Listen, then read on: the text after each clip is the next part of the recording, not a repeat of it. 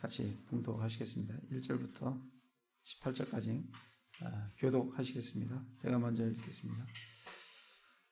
우리가 다시 우리 자신을 추천하기 시작하겠느냐? 혹은 우리가 다른 사람들처럼 너희에게 추천하는 서신을 보내거나 너희로부터 추천하는 편지를 받을 필요가 있겠느냐?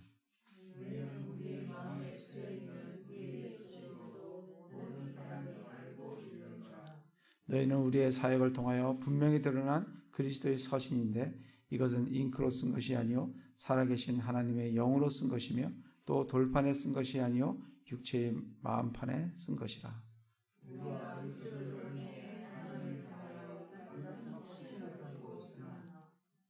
우리는 어떤 일이 우리 자신에게서 난 것으로 생각할 만큼 능력이 있지 아니하며 오직 우리의 능력은 하나님에게서 나느니라.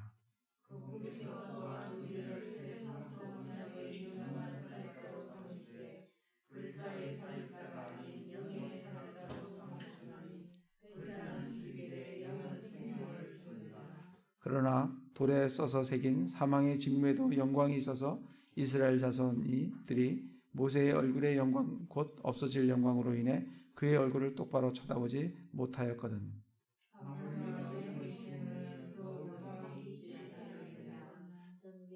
정죄의 직무도 영광이 될진대 의의 직무는 영광이 더욱 뛰어나니라.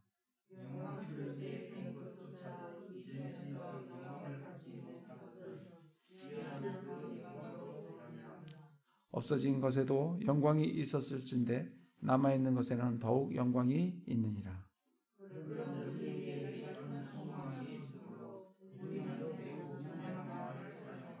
이스라엘 자손들이 이미 사라진 것의 마지막을 똑바로 보지 못하게 하려고 모세가 자기 얼굴을 베일로 가린 것 같이 하지 아니하노라.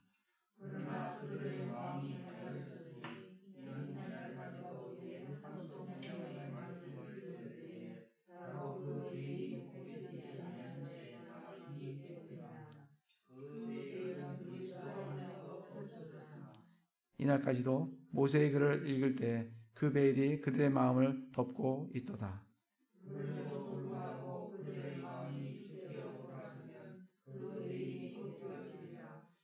이제 주께서는 그 영이시니 주의 영이 계신 곳에는 거기에는 자유가 있느니라. 그러나 우리는 다 가리지 않은 얼굴로 거울을 보는 것 같이 주의 영광을 바라보며 같은 형상으로 변화되어 영광에서 영광에 이르렀나니 이것은 곧 주의 영으로 말미암은 것이니라. 아멘. 고린도후서 3장 같이 말씀을 나누도록 하겠습니다. 지금 2장부터 2장 12절부터 사역의 특징이 어떤 건가, 사도 바울이 하는 사역의 특징이 어떤 건가를 쭉 이제 말씀을 해주고 계시는데 2장 12절에 보면 14절에 보면 승리하는 그런 사역이다. 그리고 17절에서는 진실함에 있는 하나님의 눈앞에서 그리스도 안에서 하는 그런 사역이다. 그런 이제 말씀을 주시면서 이 3장에서는 이제 그리스도 안에서 그 고린도 교회가 바로 우리의 사도 바울의 서신이고 그리스도의 서신이다. 그리고 이 새 상속 언약과 옛 상속 언약이 어떻게 차이가 있는지 그거에 대해서 말씀을 해주시면서 바로 사도 바울의 그 팀들이 바로 새 상속 언약에 유능한 사역자다. 그렇게 이제 말씀을 우리에게 주고 계십니다. 1절에 보면 우리가 다시 우리 자신을 추천하기 시작하겠느냐? 혹은 우리가 다른 사람들처럼 너에게 추천하는 서신을 보내거나 너희로부터 추천하는 편지를 받을 필요가 있겠느냐? 사도 바울은 자기 스스로 자기를 추천할 그런 필요가 없다는 겁니다. 우리가 우리 자신을 추천할 필요가 시작하겠느냐? 필요가 없다. 혹은 우리가 다른 사람들처럼 너에게 추천한 서신을 보내거나 다른 사람들 같이 고린도 교회 갈 때 무슨 편지를 추천서를 뭘 가지고 가겠어요? 베드로가 사인해준 난 베드로가 보낸 사람이다. 나는 야고보가 보낸 사람이다. 나는 요한이 보낸 사람이다. 이런 추천서를 너희에게 추천한 서신을 보내거나 그렇게 할 필요가 없다는 겁니다. 또 너희로부터 추천받을 추천하는 편지를 또 받을 필요도 없어요. 보낼 필요도 없고 받을 필요도 없습니다. 왜냐하면 2절에 너희는 우리 마음에 쓰여 있는 우리의 서신으로 모든 사람이 알고 읽는 바라. 너희 자신이 고린도 교회 자신 그 자체가 사도 바울의 서신이라는 거예요. 모든 사람이 고린도 교회를 이렇게 보면 그거를 읽을 수가 있고 고린도 교회를 알고 읽을 수가 있다는 거예요. 그게 바로 사도 바울이 보낸 그런 편지가 바로 고린도 교회라는 겁니다. 3절을 보면 너희는 우리의 사역을 통하여 분명히 드러난 그리스도의 서신인데 또 너희는 우리의 서신인데 그 서신이 우리의 사역을 통하여 분명히 드러난 사도 바울이 거기서 사역을 함으로 말미암아 거기에 사역의 열매들이 또 그리스도 안에서 변화된 구원받을 뿐만 아니라 변화된 그런 어떤 그 사역을 통해서 드러난 그것이 사도 바울의 서신일 뿐만 아니라 누구의 서신이라고요? 그리스도의 서신이다. 그 그리스도의 서신이라는 것은 그리스도가 쓴 편지예요. 예수님이 쓰신 편지다. 그게 바로 너희다. 우리의 사역을 통해서 드러난 그런 그리스도의 서신이다. 이것은 잉크로 쓴 것이 아니요 살아계신 하나님의 영으로 쓴 것이며 또 돌판에 쓴 것이 아니요 육체의 마음에 쓴 것이다. 그래서 고린도 교회가 존재하는 그걸 보여주면 바로 그게 우리의 추천서고 우리가 보내는 서신이고 그게 그리스도의 서신이다. 그렇게 이제 말씀을 주고 있습니다. 우리 사도 바울이 데살로니카에 보낸 서신을 한번 보겠습니다. 데살로니가전서 1장을 가보겠습니다. 데살로니가전서에 보면 데살로니가 교회를 보면 데살로니카에 보낸 사도 바울의 서신을 우리가 볼 수가 있는 겁니다. 1장 2절에 보면 우리가 기도할 때 너희에 대하여 말하며 너희 모두로 인해 항상 하나님께 감사드리면 하나님과 우리 아버지의 눈앞에서 우리 주 예수 그리스도 안에 있는 너희의 믿음의 행위와 사랑의 수고와 소망의 인내를 끊임없이 기억하기 때문이니 이 데살로니가 교회의 그 교인들의 믿음의 행위와 사랑의 수고와 소망의 인내 그것을 사람들이 보고 읽을 수가 있어요. 그게 누가 보낸 편지라고요? 사도 바울이 보낸 서신이요. 그게 그리스도의 서신이라고 말씀을 주고 있습니다. 사랑하는 형제들아 하나님께서 너희를 선택하셨음을 아노라. 이는 우리의 복음이 말로만 너에게 이르지 아니하고 권능과 성령님과 큰 확신으로 이뤘기 때문이니라. 우리가 너희를 위해 너희 가운데서 어떤 사람이 되었는지는 너희가 아는 바와 같으니라. 또 너희는 많은 고난 속에서 성령님의 기쁨과 더불어 말씀을 받아 우리와 주를 따르는 자가 되었으니 그들이 복음을 받고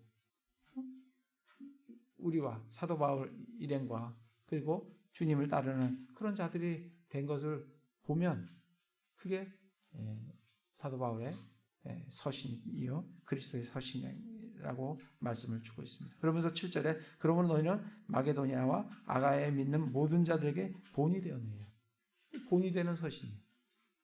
본을 보여주는 거예요. 주의 말씀이 너희로부터 나와 마게도니아와 아가야에 울려 퍼졌을 뿐만 아니라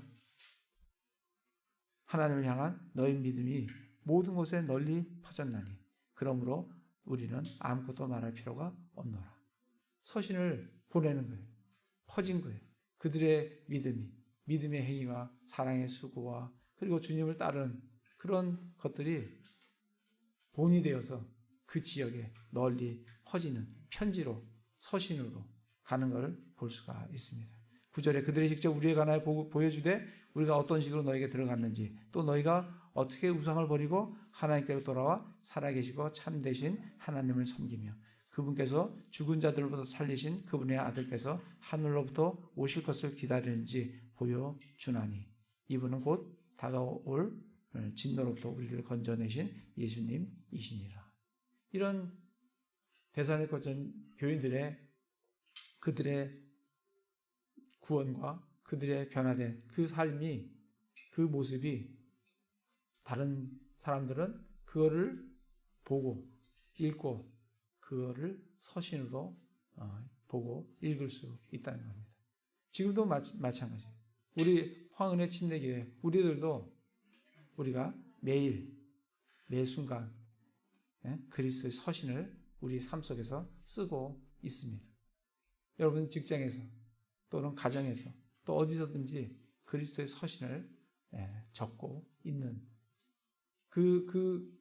그거를 누가 봐요?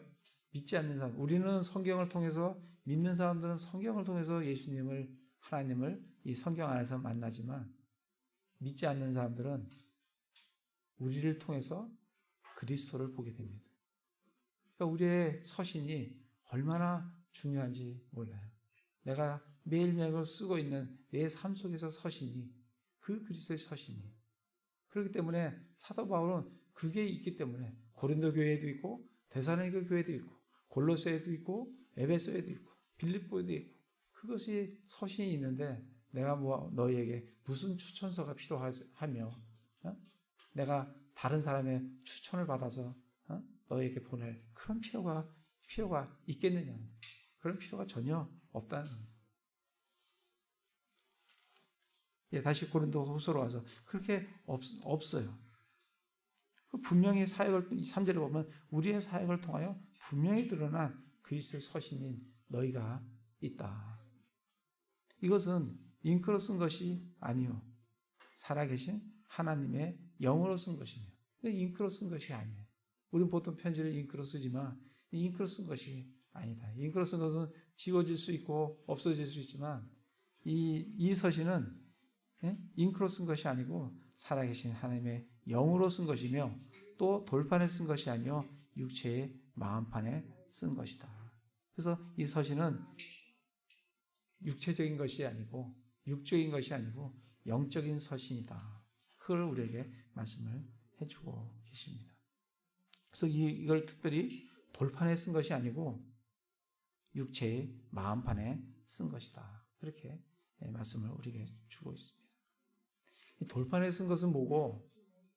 그러면 육체의 마음판에 쓴 것이 뭐가 다른가? 우리 돌판에 쓴 것은 지금 여기서 말씀해 주시기를 6절에 보면 그분께서 또한 우리를 세상속 언약에 유능한 사역자로 삼으시되 글자의 사역자가 아닌 영의 사역자로 삼으셨나니 글자는 죽이되 영은 생명을 주느니라. 그러니까 돌판에 쓴 것은 뭐라고 우리한테 알려주는 거예요? 이게 글자다. 글자의 사역자다. 그 글자는 죽이는 거다. 그럼 그 글자가 뭐겠습니까? 이게 옛 상속 언약이에요. 율법을 얘기를 하는 겁니다. 율법은 사람을 죽여요. 근데 새 상속 언약은 죽이는 게 아니고 영의 사역이고 영은 생명을 주느니라. 그렇게 우리한테 말씀을 주고 계십니다. 그래서 7절에 돌에 새긴 써서 새긴 사망의 직무에도 이거는 사망의 직무예요. 그래서 지금 이 3절에서 돌판에 쓴 것이 아니요 육체의 마음판에 썼다 하는 것을 지금 새 상속 언약과 옛 상속 언약을 지금 밑에서 계속해서 그 자체를 비교를 우리한테 해주고 계십니다. 14절에 보면 그러나 그들의 마음이 가려졌으니 이는 이날까지도 옛 상속 언약의 말씀을 읽을 때 이 옛 상속 언약이 뭐냐면 영어로 Old Testament 이게 구약이에요. 아까 위에서 읽은 6절에서 읽은 새 상속 언약 그거는 New Testament 그게 신약입니다. 그러니까 지금 신약과 구약을 그 직무를 지금 비교를 해주고 있는 거예요. 구약은 어디에 쓴 거예요? 돌판에 새긴 거예요. 신약은 마음판에, 육체의 마음판에 새겨 놓으신 거죠. 그렇게 이제 비교를 해줍니다. 출애굽기 24장을 가보겠습니다.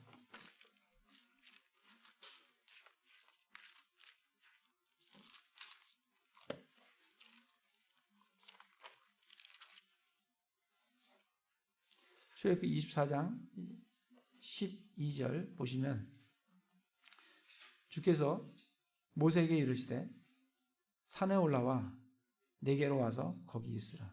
내가 기록한 돌판들과 율법과 명령들을 내게 주리니 이것은 내가 그들을 가르치게 하려 함이라 하시네.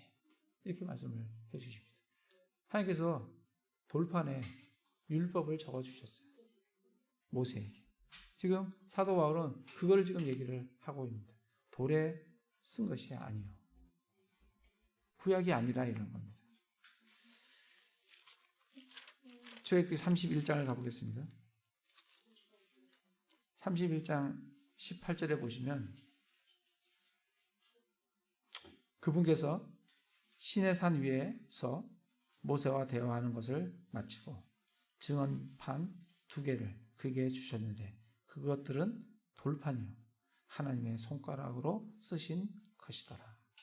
돌판이요 하나님의 손가락으로 써주신 그 올드 테스타먼트, 그 구약 율법을 지금 얘기를 해주고 있습니다. 그게 뭐라고요? 돌판에 쓴 거라고.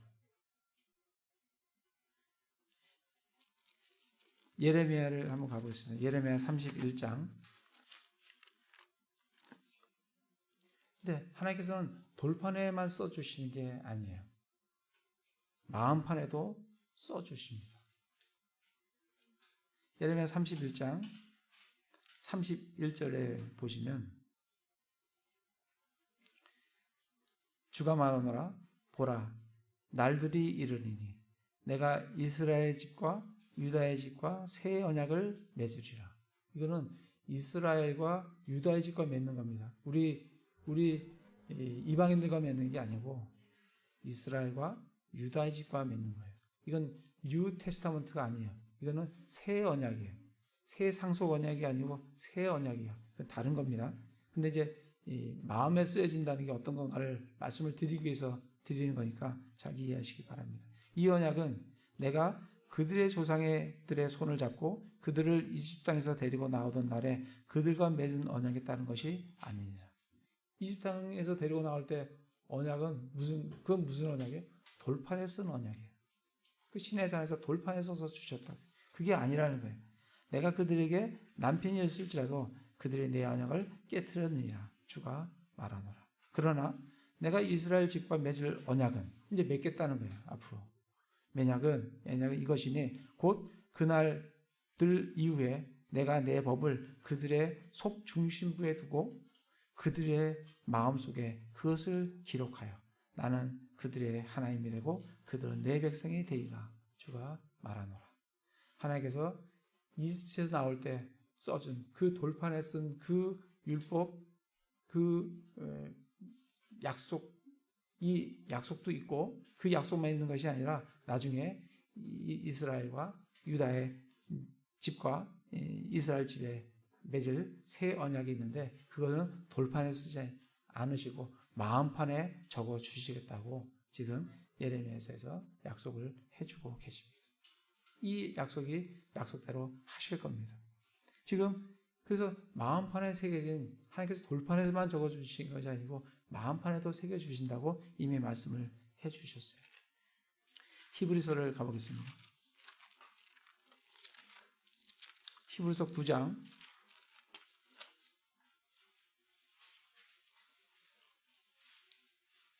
14절부터 보시면 이 새 상속 언약과 옛 상속 언약을 아주 대비해서 우리에게 너무 잘 보여주는 그런 말씀입니다.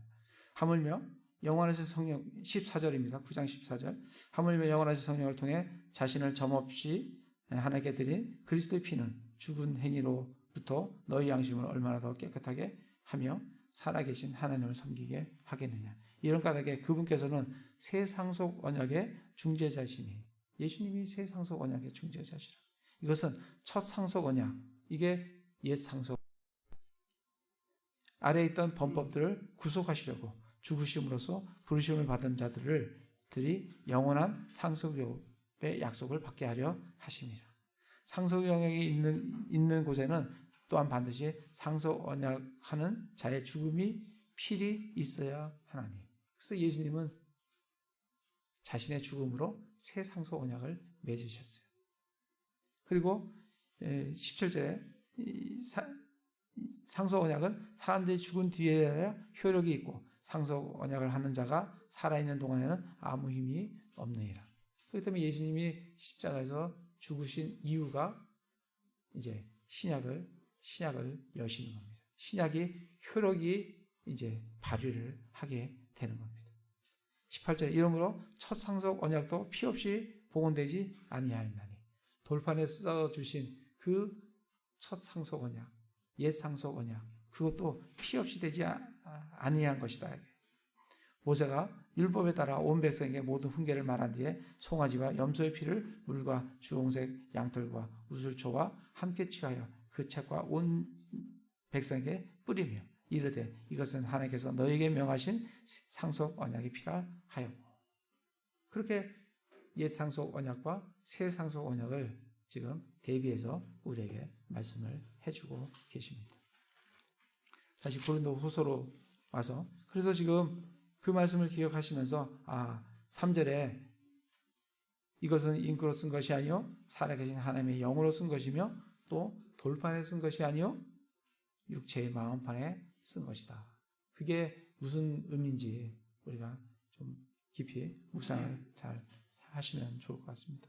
그러면서 4절에 우리가 그리스도를 통해 하나님을 향하여 이 같은 확신을 가지고 있으나 우리는 어떤 일이 우리 자신에서 난 것으로 생각할 만큼 능력이 있지 아니하며 오직 우리의 능력은 하나님에게서 나느니라. 사도 바울이 참 놀라운 일들을 하셨어요. 정말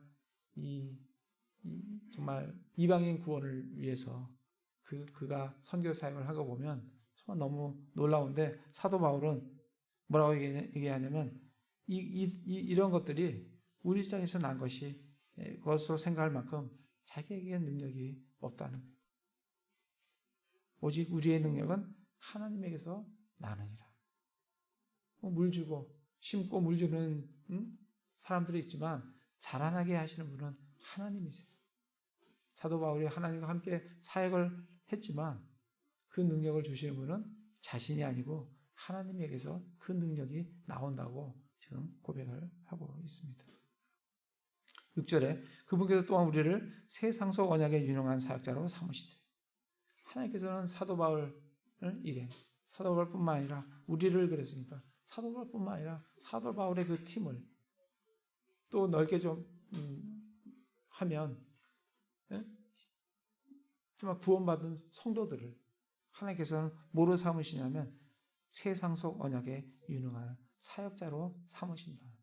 우리가 새 상속 언약에 유능한 사역자들이에요. 우리가 참 볼품없고 연약하고 참 그렇게 세상에서 취급을 받는다 하더라도 하나님께서는 예수 그리스도 안에서는 우리가 새 상속 언약에 유능한 사역자들이라고. 정말 너무 놀라운 직무를 우리가 받았어요. 이 직무가 얼마나 놀라운지를 뒤에서 보시면 모세보다도 뛰어나다는 거예요. 뒤에서 한번 읽어보시면 그러니까 우리가 얼마나 놀라운 이 직무를 우리가 예수님으로부터 받았는지를 우리가 알고 정말 그 직무에 감사해서 정말 그 직무에 기꺼이 헌신하는 그런 저희들이 참 되면 좋겠다 생각이 듭니다. 6절을 보면 새 상속에 유능한 사역자로 삼으시되 글자의 사역자가 아닌 영의 사역자로 삼으셨나니 글자는 죽이되 영은 생명을 주느니라. 글자는 죽여요. 근데 영은 생명을 줍니다. 그래서 새 상서 언약의 사역자와 옛 상서 언약의 사역자를 6절부터 18절까지 쭉 지금 비교를 해주고 있습니다.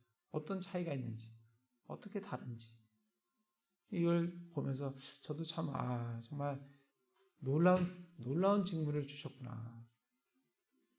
그래서 정말 이걸 어떻게 더 정말 깊이 내 자신을 여기 드릴 수 있을까 이런 생각을 좀 준비하면서 많이 하게 되었습니다. 3장 6절에 보면 한번 비교를 한번 해보겠습니다. 3장 6절에 보면 새 상서 언약의 유능한 사역자라서 삼았는데 옛 상서 언약은 뭐예요? 글자의 사역자. 새 상서 언약은 영의 사역자. 옛 상서 언약은 죽여요. 새 상서 언약은 생명을 줍니다. 7절에 보면 돌에 써서 새긴 사망의 직무에도. 그래서 옛 상서 언약은 직무가 뭐예요? 이름이 사망의 직무예요. 영광이 있어서 그것도 영광이 있습니다. 모세의 하나님께로 받은 영광이 있어요. 그것도 영광이 있다. 영광이 있는데 이스라엘 자손들이 모세의 얼굴의 영광, 곧 없어질 영광으로 인해 근데 그 영광은 없어질 영광이에요. 모세에게 영광을 주셨어요. 그 직무를 가진 사망의 직무를 가진 자에게도 영광을 주셨는데 그 영광은 어떤 영광이라? 없어질 영광이다. 없어질 영광으로 인해 그의 얼굴을 똑바로 쳐다보지 못하였거든. 하물며 영의 직무에는 더욱 영광이 있지 아니하겠느냐. 모세의 영광은 없어질 영광인데 우리 새 상서 언약의 유능한 사역자라 삼으신 우리의 영광은 없어질 영광이 아닌 그거하고는 비교가 안 되는 영광이다라고 지금 말씀을 주고 있습니다. 9절에 보면 정죄의 직무도 영광이 될진대.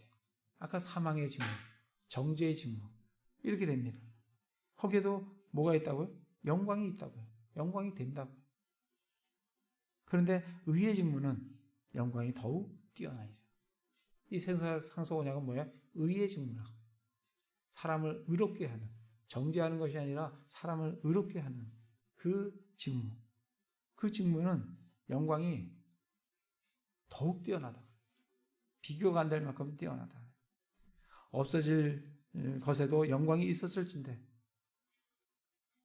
그 없어질 영광, 거기에도 영광이 있는데 남아있는 것에는 더욱 영광이 있느니라.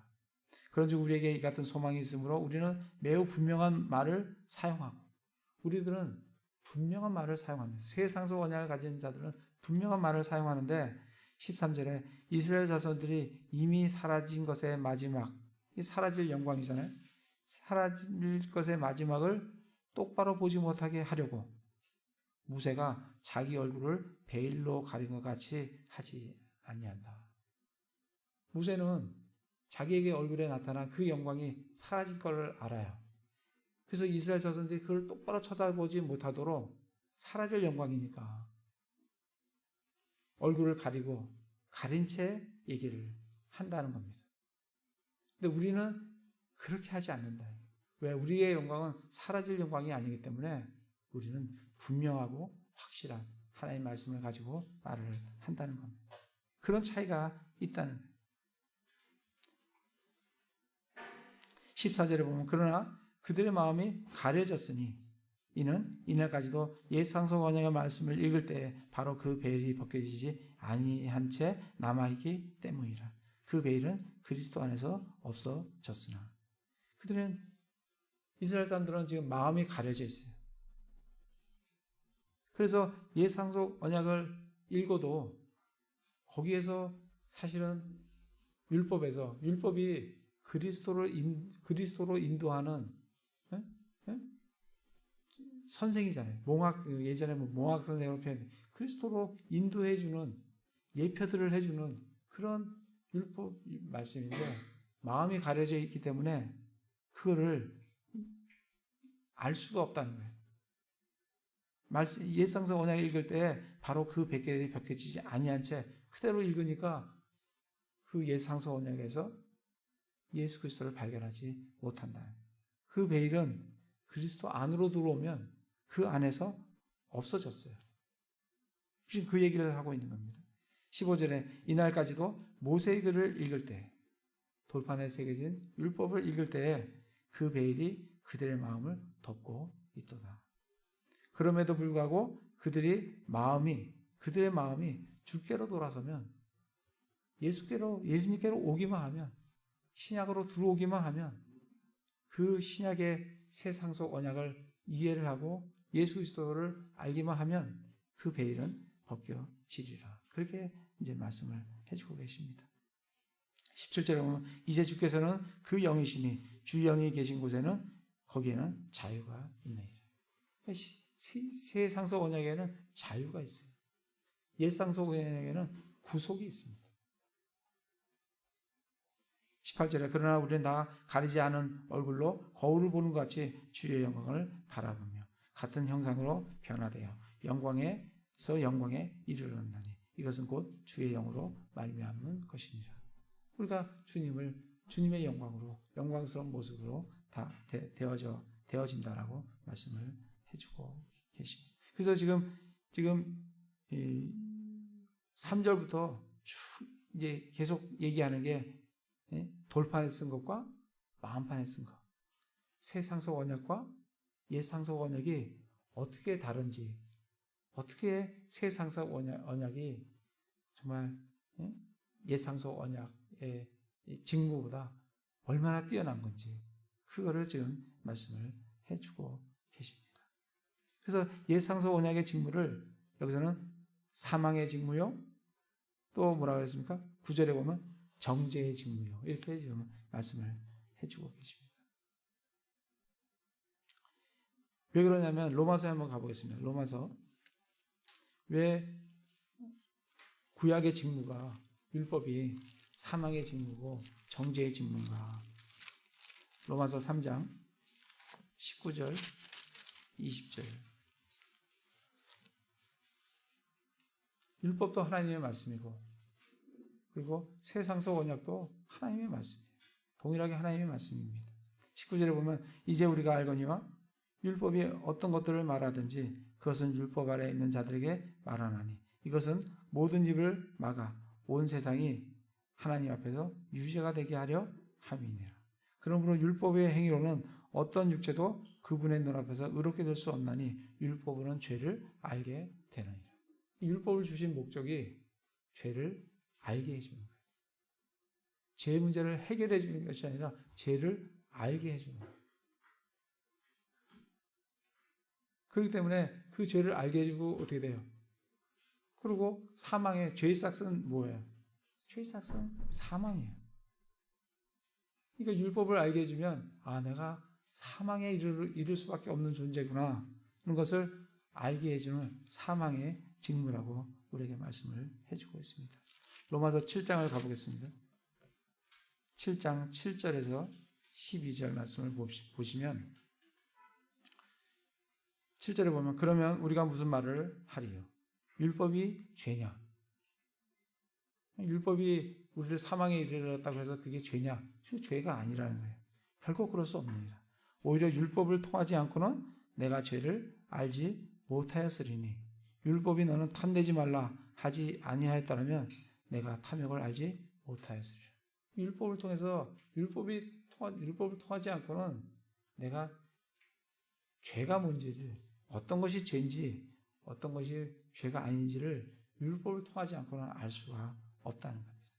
8절에 그러나 죄가 명령을 통해 기회를 타서 내 안에서 온갖 종류의 욕정을 이루었나니 이는 율법이었으면 죄가 죽었기 때문이다. 이 죄라는 것이 이 율법을 통해서 우리를 각가지 욕정들을 우리 안에서 일으켜 놓는다는 겁니다. 율법이 없으면 죄가 죽었다는 거예요. 죄를 알지 못하기 때문에 죄가 죽었다는 거예요. 9절에 전에 율법이 없을 때는 내가 살아있었어요. 죄가 죄 지은 것 같지 않고 죄에 대한 정의가 없으니까 살아있었어요. 그러나 명령이 오면, 율법이 오니까 죄가 뭔지를 알려주니까 그때는 어떻게 돼요? 이제 죄가 살아나고 나는 죽습니다. 내가 죄의 싹을 받을 수밖에 없는 존재구나 것을 율법을 통해서 알게 되므로 율법이 오면 죄가 살아나고 나는 죽게 된다. 그러니까 사망의 직무예요. 정죄의 직무예요. 10절에 생명에 이르게 하려고 정하신 명령이 사망에 이르게 한 것인 줄을 내가 알았나니 죄가 명령을 통해 기회를 타서 나를 속이고 그것은 나를 죽였느니라. 그렇다고 해서 율법이 나쁜 거냐? 그게 아니에요. 그런즉 율법도 거룩하고 명령도 거룩하며 의롭고 선하다. 그렇게 이제 우리에게 말씀을 해주십니다. 그게 율법의 한계예요. 율법은 주신 목적은 죄를 깨닫게 해주기 위해서, 그걸 통해서 내가 사망에 이를 수밖에 없다는 것을 알게 해주기 위해서, 그게 사망의 직무고 정죄의 직무다라고 말씀을 우리에게 주고 계십니다. 다시 고린도후서로 와서, 그래서 옛상소 언약의 직무를 사망의 직무, 여기서 이렇게 7절에 사망의 직무, 또 9절에 정죄의 직무, 그게 그래도 그것도 영광이 있는 겁니다. 영광이 있다라고 하잖아요. 영광이 있습니다. 근데 새 상속 언약은 뭐라고 표현되어 있냐면 영의 직무. 그죠? 8절에 보면 영의 직무. 그리고 9절에 보면 의의 직무. 이렇게 표현이 되어 있습니다. 영의 직무라는 겁니다. 의의 직무. 다시 로마서 3장을 가보시면 왜 이렇게 표현이 돼? 영의 직무라는 게 뭔가, 의의 직무는 우리가 좀 알 것 같아요. 로마 3장을 보시면 3장 21절에 아까 19절부터 20절까지는 사망의 직무에 대해서 얘기를 해 주신 거고, 21절부터는 영의 직무, 의의 직무에 대해서 얘기를 해 주신 겁니다. 그러나 이제는 율법 밖에 있는 하나님의 의, 곧 율법과 대언자들의 증언한 의가 드러났느니라. 그것은 곧 예수 그리스도의 믿음으로 말미암아 모든 자에게 미치고 믿는 모든 자 위에 임하는 하나님의 의미, 거기에는 차별이 없느니라. 율법으로 우리가 사람이 의로워질 수 있는 방법은 두 가지예요. 율법을 온전히 지키든지, 아니면 그 율법으로 안 되니까 율법 밖에 있는 예수 그리스도의 의를 받아들이든지, 그 두 가지를 지금 얘기를 해주고 계십니다. 23절에 모든 사람이 죄를 지어 하나님의 영광에 이르지 못하더니 그리스도 예수님 안에 있는 구속을 통해 하나님의 은혜로 값없이 의롭게 되었느니라. 그렇기 때문에 의의 직무예요.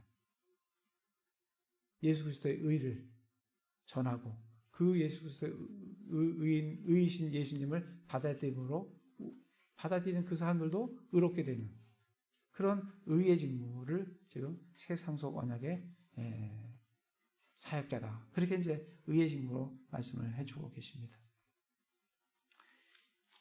로마서 10장을 가보겠습니다. 10장에 보시면 10장 3절 4절에 보시면 3절에 보면 그들이 하나님의 의를 알지 못하여 자기 자신의 의를 세우려고 다니면서 하나님의 의에 복종하지 아니하였느니라. 이 이스라엘 사람들이 그렇다는 거예요. 그리스도께서는 믿는 모든 자에게 의가 되시기 위하여 율법의 끝마침이 되시느니라. 예수님이 모든 자의 의가 되시기 위하여. 예수님은 의시라고 해요. 그래서 의의 사역자라는 것은 의이신 예수님을 전하고 그 의이신 예수님을 통해서 다른 사람들을 의롭게 해주는 그런 사역을 맡은 자들이 의의 사역자다. 이렇게 우리가 이해를 할 수가 있을 것으로 생각이 됩니다. 그럼 영의 사역자는 뭔가? 다시 고린도 후서로 와서 고린도 후서에서 지금 계속 얘기하는 게 6절에 보면 그분께서 또한 우리를 새 상속에 유능한 사역자로 삼으시되 글자의 사역자가 아닌 영의 사역자로 삼으셨나니. 우리는 영의 사역자다. 글자의 자는 죽이되 영은 생명을 주느니라. 그래서 영의 사역자라는 것은 여기서 보면 대비가 글자의 사역자가 아니라 영의 사역자다. 죽이는 사망의 직무가 아니라 의의 직무다. 살리는 직무다. 그죠? 글자는 죽이되 영은 생명을 주느니라. 그래서 영의 사역자는 뭐 우리가 다른 말씀을 안 찾아봐도 의의 사역자구나. 새 상속 언약을 다른 사람들에게 전하는 그런 새 상속 언약의 사역자구나. 그런 것을 우리가 알 수가 있죠. 근데 이때 영을 우리가 좀 더 한번 찾아보면 영이 정말 뭔가 하나님께서 영을 뭐라고 말씀을 하시는가 우리가 좀 찾아보면서 영의 사역자라는 의미를 좀 더 우리가 분명히 좀 알기를 원합니다. 요한복음 4장 24절에 우리가 안 찾아봐도 잘 알 것 같아요. 하나님은 영이시니 하나님은 영이세요. 성령님도 The Holy Spirit, 스피릿이 영이에요. 성령님도 영이세요. 그렇죠? 예수님은요? 예수님은 육체를 입고 이 땅에 오셨는데 살려주는 영이 되셨어요. 그게 몇 절이에요? 고린도전서 15장 45절. 우리 지난번에 고린도전서 했잖아요. 예수님은 살려주는 영이 되셨어요. 하나님도 영이시고 성령님도 영이시고 예수님도 영이 되셨습니다. 그게 영이에요. 먼저 이사야 40장을 한번 가보겠습니다. 이사야 40장.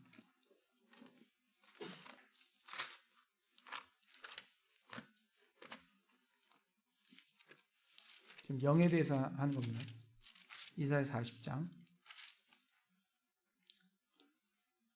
7절에 보시면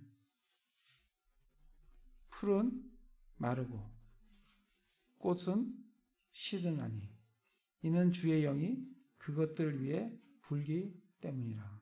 참으로 백성은 풀이로다. 우리가 여기서 이 말씀에서 주의 영이 그것들 위에 불고 있구나.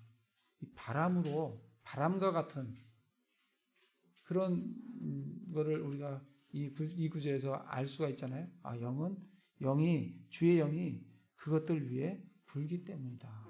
이렇게 이제 바람과 비슷한 그런 표현을 우리에게 계시를 해주고 계십니다.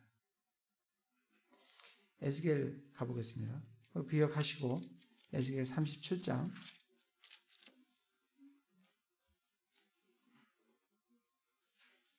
9절 가보겠습니다. 37장 9절에 보면 그때 그분께서 내게 이르시되 사람의 아들아 바람에게 대언하라. 바람에게 대언하여 이르기를 주 하나님이 이같이 말하노라. 오 수마 내 바람으로부터 와서 이 죽임 당한 자들 위에 숨을 불어 그들이 살게 하라. 왜 영을 바람으로 이렇게 우리에게 계시를 해 주셨을까? 바람이면서 그게 단순한 바람이 아니고 숨이라는 겁니다. 지금 9절에 보면 숨이라고 되어 있잖아요. 바람에게 대언하라고 하면서 바람에 대하여 이르기를 주 하나님이 같이 말하노라. 오 숨아 내 바람으로부터 와서 이 죽은 자들 위에 숨을 불어 그들이 살게 하라. 그러니까 이 영이 숨인데 바람 같은 어떤 것을 우리가 느끼게 되니까 이 영을 바람으로 표현을 했는데 우리가 아는 이 바람이 아니라 숨이라는 겁니다. 숨. 하나님의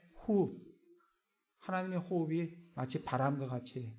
그래서 하나님의 숨이 들어가면 그것이 살아요. 하나님의 숨이 들어가면 삽니다. 5절에 보면 37장 5절에 보면 주 하나님이 이 뼈들에게 이같이 말하노라. 보라 내가 숨을 너희 속에 들어가게 하리니 너희가 살리라. 숨이 들어가면 삽니다. 이 숨이 뭐냐면 영이에요. 성령이에요. 하나님의 영이에요. 사도행전 우리 잘 알고 있는 우리 사도행전 2장에 보시면 왜 성령이 강림하실 때 모습을 우리가 한번 보시면 사도행전 2장 1절부터 보시면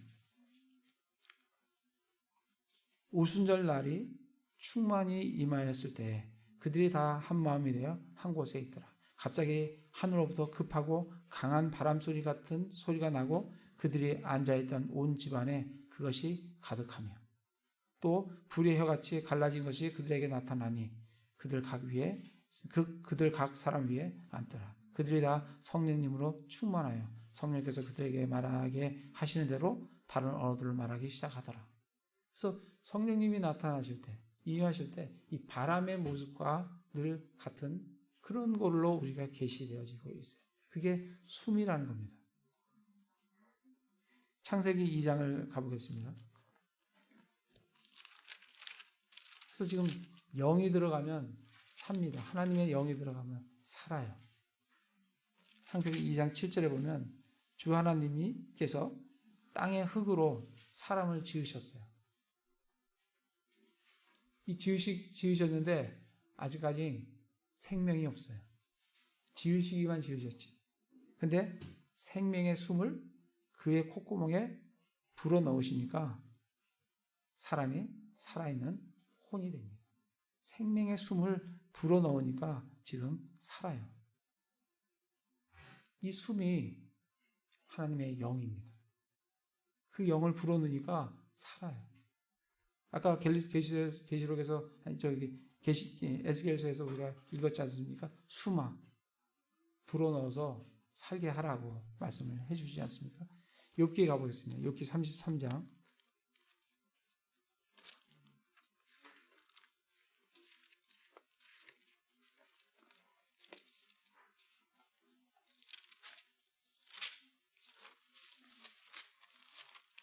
33장에 보시면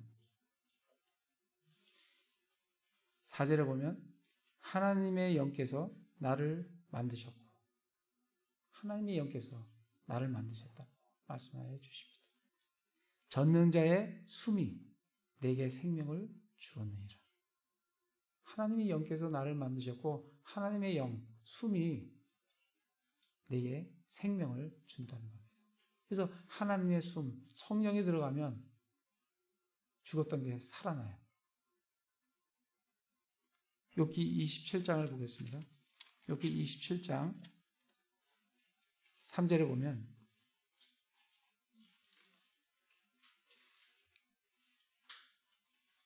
내 숨이 내 속에 있고 하나님의 영이 내 콧구멍에 있는 동안에는 하나님께서 아까 창세기 2장 7절에 사람의 콧구멍에 하나님의 숨을 불어넣으니까 어떻게 되세요? 사람이 살아있는 혼이 됐다. 지금 그 얘기를 하는 겁니다. 숨이 내 속에 있고 하나님의 영이 내 콧구멍에 있는 동안에는 하나님께서 성령을 사람들 코에 불어넣으시니까 살아있지 않던 그 사람이 살아있는 혼이 되었듯이 하나님의 영이 내 콧구멍에 있다. 그렇게 말씀을 해주고 계십니다. 그래서 영이 하나님의 호흡이다라는 것을 우리가 말씀을 통해서 알 수가 있습니다.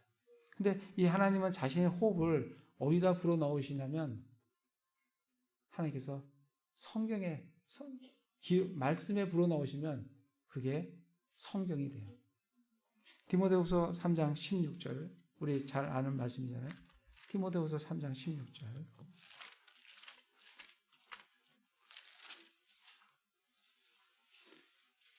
모든 성경 기록은 하나님의 영감으로 주신 것으로 이 성경 기록이 되어 있는데 그 기록에 하나님께서 하나님의 숨을 불어넣으시면 영감을 불어넣으시면 그게 성경 기록이 됩니다. 요한복음을 가보겠습니다. 요한복음 6장 63절에 보시면 예수님께서 이렇게 말씀을 하십니다. 살리는 것은 영이며 육은 아무것도 유익하게 하지 못하느니라. 내가 너에게 이르는 말들은 곧 영이요 생명이니라. 살리는 것은 영이고 육은 아무것도 유익하지 못하게 하는데 내가 너에게 이르는 말이 영이라는 겁니다. 왜 말이 영이에요? 하나님께서 그 말에다가 하나님의 숨을 불어넣으셨기 때문에 그 말이 영이라는 겁니다. 그 영은 뭐예요? 영이요 생명이라고. 그러니까 그 영을 갖고 있는 그 말씀이 우리 사람에게 들어오면 우리 영이 살아나요. 그걸 받아들이면 내 영이 살아난다. 내가 거듭난다. 내 영이 거듭나요. 하나님께서 영을 성경에다 불어넣으면, 하나님의 호흡을 성경에 불어넣으면, 말씀 기록에 불어넣으면 그것이 성경이 된다. 또 그 하나님의 영감이 불어넣은 그 성경 말씀이 우리 사람 속에 들어오면 우리 영이 살아나요. 그걸 내가 믿으면 내 영이 살아나요. 그러니까 지금 야고보서 1장 18절에 가보겠습니다. 야고보서 1장 18절. 그러니까 왜 우리가 말씀으로 우리가 살아나나? 그 말씀에 하나님의 영이 살리는 영이 들어가 있기 때문에 그 영이 우리를 살립니다. 야고보서 1장 18절에 보시면 그분께서 자신의 뜻에 따라 진리의 말씀으로 우리를 낳으셨으니, 우리가 낳았다는 게 우리 영이 거듭났다는 거잖아요. 죽어있던 허물가제로 죽었던 너희를 살리셨도다. 죽어있던 그 영이 어떻게 살아나요? 하나님의 말씀으로. 왜냐하면 하나님의 말씀에는 하나님께서 영감으로 살리는 영을 집어넣으셨기 때문에 그것이 우리를 살립니다. 베드로전서 1장 23절 가보겠습니다.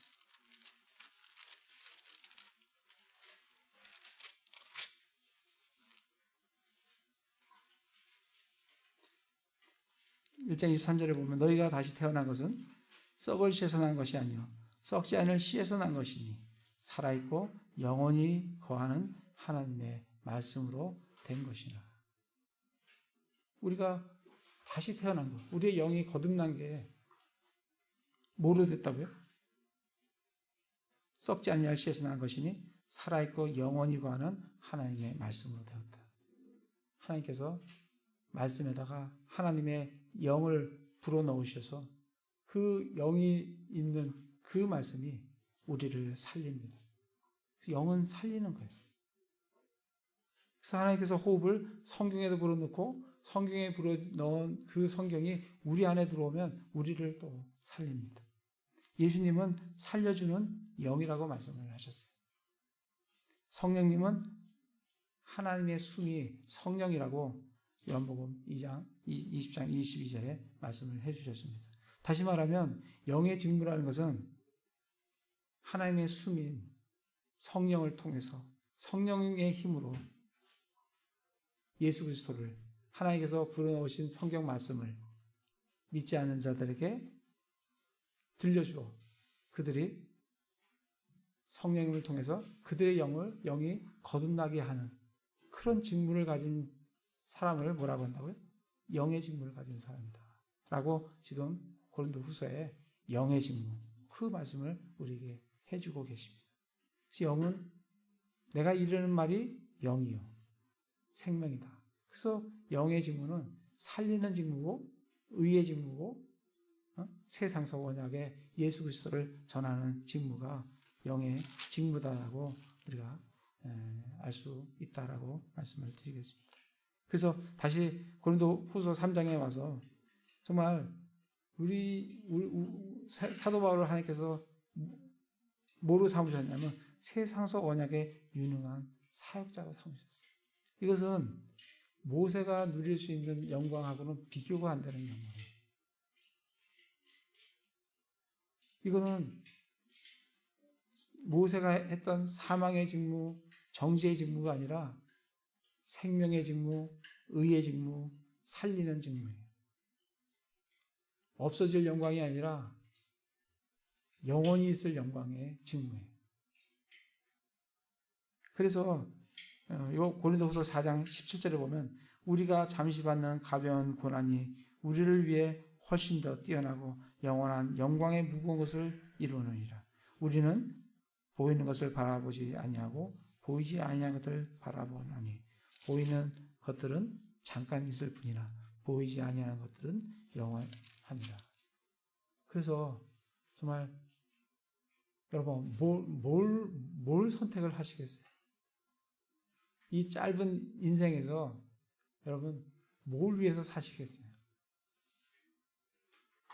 이 세상에 있는 눈에 보이는 그 재물과 쾌락과 여러 가지 있지 않겠습니까? 그걸 위해서 사시겠어요?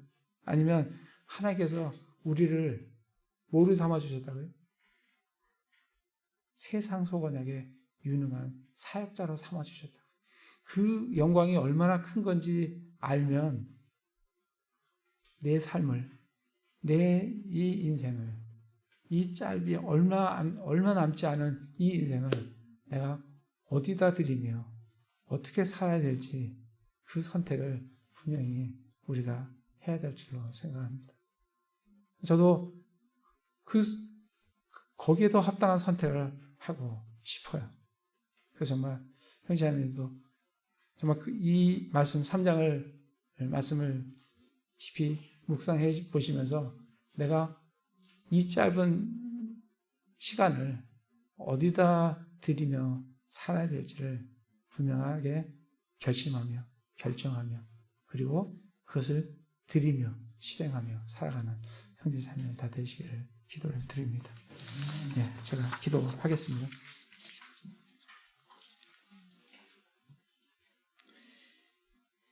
세상 속 언약으로 우리를 구속하여 주시고 연약한 우리를 세상 속 언약으로 삼으셔서 생명을 주는 영의 사역자로 믿지 않는 자들을 구원하시는 주님,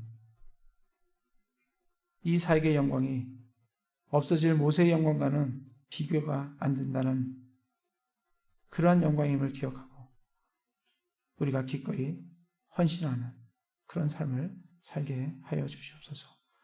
오늘도 우리 재물의 일부를 거룩히 구별하여 하나님께 올려드립니다. 받아 주시옵소서. 우리 주 예수 그리스도의 이름으로 기도드립니다. 아멘.